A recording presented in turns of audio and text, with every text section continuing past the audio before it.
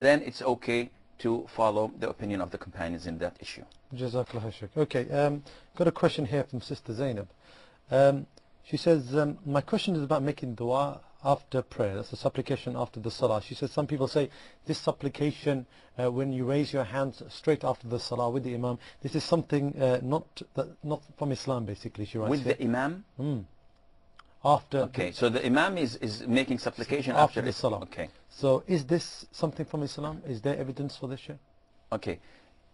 A general rule for every Muslim to follow, and you'll feel much comfortable when you apply this in any form of worship you are performing, and that is whatever is introduced to you of worship, let's say prayer, supplication, fasting, whatever anybody introduces to you, ask for the evidence from the Quran or from the Sunnah. It's not the other way around. It's not when I come and say this is an innovation.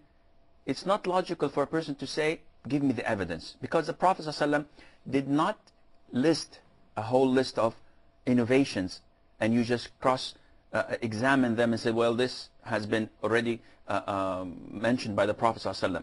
The Prophet ﷺ gave us a general rule, and that is whoever innovates in the religion that is not part of my teaching, then this is rejected.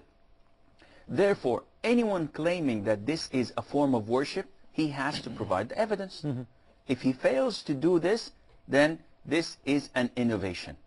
Likewise, the sister is asking about a practice that is found in a number of Islamic countries, and that is after the imam finishes or concludes his prayer, he looks either at the people behind him, or sometimes he, as he is, raises his hands after concluding the prayer and start to supplicate.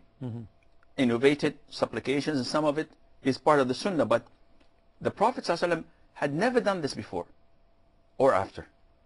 And the people praying behind him would say Amin, Amin, Amin as he goes on supplicating. It was never reported throughout the 10 years that the Prophet ﷺ had spent in Medina, and he used to pray 5 prayers, leading the 5 prayers, leading the congregation. Never ever was it reported that he had done this once.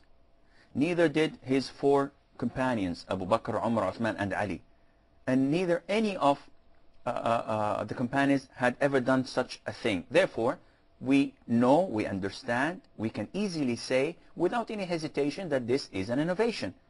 And even if someone claims and said, well, this is something that is good, it's good innovation, we say that the Prophet ﷺ himself told us that every innovation is dalala, it's something that sets you astray, and it would take a person who innovates to hellfire. So he did not segregate and say, well, we have good innovations and we have bad innovations. So what about the other scenario where the person actually just raises their hands by themselves after the salah? Is this something which is from the Sunnah?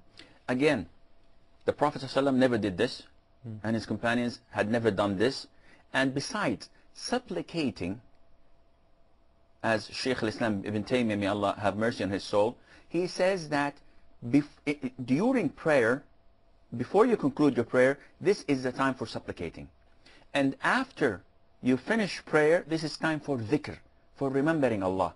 And the evidence behind that is that the Prophet ﷺ, when he taught the companions how to say the tashahhud and how to pray and ask Allah Azza wa Jal to praise the Prophet ﷺ at the very end of the salah, he told them that after you finish this, before you conclude your prayer, before you offer the salam, you may supplicate as much as you want, and you can ask Allah anything you wish.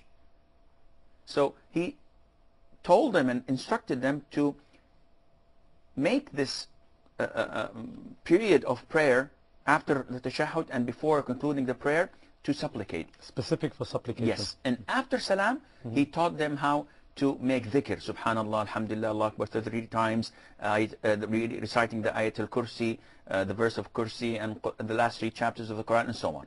Jazakallah.